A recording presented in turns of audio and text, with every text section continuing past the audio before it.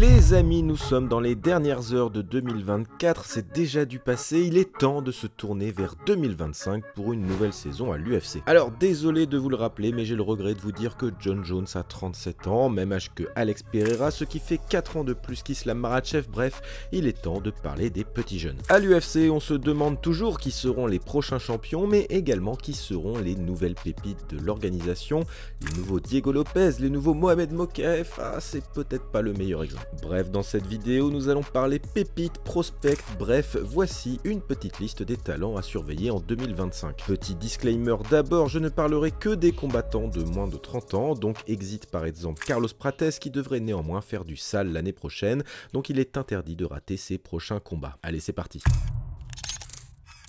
Cette vidéo vous est présentée par notre sponsor Golden CBD, le leader du CBD bio en France, 100% légal. Si vous cherchez des solutions naturelles pour apaiser l'anxiété, améliorer votre sommeil, réduire les inflammations, nous vous invitons à découvrir leur sélection de produits de haute qualité. Le lien en description et notre code exclusif FIGHT vous fera bénéficier d'une réduction de 30%, profitez d'une livraison discrète et rapide et découvrez la différence que le CBD peut faire dans votre routine.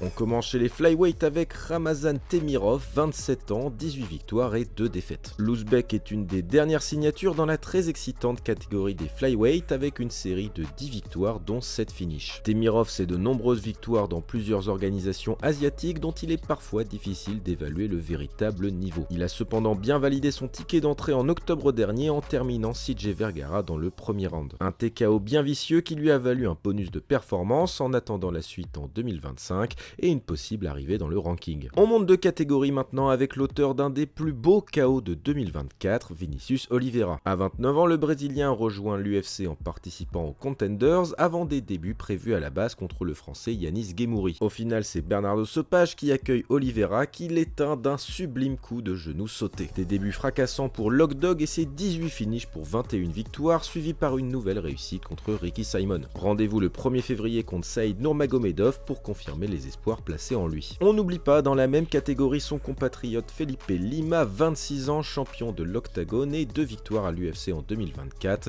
un nouveau prospect à noter dans votre liste. Comment également ne pas parler de Peyton Talbot, déjà dans la liste des talents à surveiller en 2024 et qui a eu comme victime le pauvre Yanis Ghemmouri. Talbot c'est une personnalité hors norme et un véritable monstre dans la cage, de retour le 18 janvier prochain contre Raoni Barcelos, à ne manquer sous aucun prétexte. Le plus beau comeback sportif de l'année 2024 en MMA est signé Youssef Zalal, marocain de 29 ans, 3 victoires, 3 finishes et 2 bonus cette année. Après un premier contrat en demi-teinte à l'UFC, Zalal avait enchaîné les victoires au Sparta avant d'effectuer un retour bien mérité dans l'organisation américaine. Plus confiant, plus expérimenté, bref, plus fort, le Marocain est revenu comme une bombe pour sa seconde chance à l'UFC.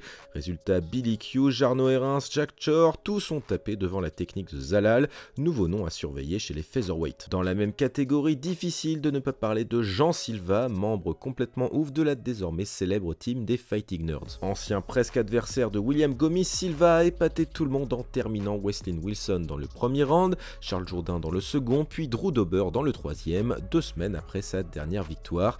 Terrifiant tout simplement. On monte de 2 catégories maintenant et direction l'Allemagne avec Islam Doulatov, 26 ans, 11 victoires et 1 défaite. Après une dernière victoire à l'Octagone, l'originaire de Tchétchénie avait marqué les esprits dans les Contenders en claquant un vilain KO dans le premier round. L'Allemand fera ses débuts officiels le 22 février prochain contre Adam Fujit, donc marquez ça dans votre agenda. Fun fact sur Doulatov, il est également mannequin professionnel, peut-être un nouveau Luke Rockhold, qui sait, on lui souhaite pas trop ça finalement. À 26 ans, Zhang Mingyang est une machine à finish. Sur ses 18 victoires chez les pros, toutes ont été acquises dans le premier round et les fans se demandaient si le chinois allait pouvoir étoffer ses stats une fois dans la cour des grands. C'est désormais chose faite, 1 minute 40 contre Brenson Ribeiro, 2 minutes 25 contre Ozzy Diaz, bref Zhang Mingyang c'est très fort et ça pourrait monter très rapidement dans la catégorie sinistrée des light heavyweight. On clique également sur Ludovic Klein, slovaque de 29 ans, auteur d'une belle année en 2024 avec 3 victoires dont une contre le gatekeeper Thiago Moises. Et puis allez tiens, je vous donne du rab,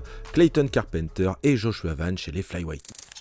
Voilà, c'est terminé pour ma petite sélection des prospects pour 2025. J'aurais pu évidemment rajouter les Français Oumar Sy et Faresiam, qui restent de beaux espoirs dans leurs catégories respectives. Mention honorable également, Loner Kavanagh et Oban Elliott, deux talents très prometteurs en provenance du Cage Warriors. Chez les femmes, l'année a été un peu tristoune, mais on garde quand même un œil sur Natalia Silva et Erin Blanchfield, malgré une quasi-humiliation contre notre Manon Fiorot nationale. Et vous, quels sont vos prospects pour 2025? N'hésitez pas à partager vos noms dans les commentaires, on a hâte de vous lire. En attendant, si la vidéo vous a plu, n'hésitez pas à liker, à commenter, à partager et à vous abonner à Fight Minds pour plus de contenu sur le MMA. Quant à moi, je vous dis à la semaine prochaine, ciao!